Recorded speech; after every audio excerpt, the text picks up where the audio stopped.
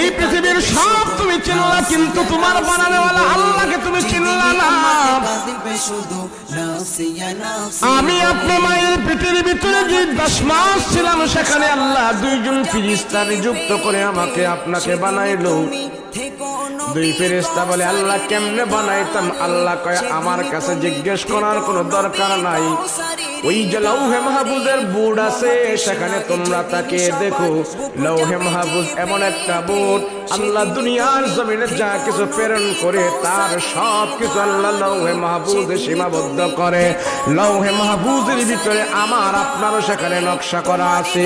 পবিত্র কোরআনে কারীম নবী তোমারই ঘাতের মিষ্টি পানি হয় যেন নসিবে, যেদিনে উম্মত কাঁদবে শুধু না।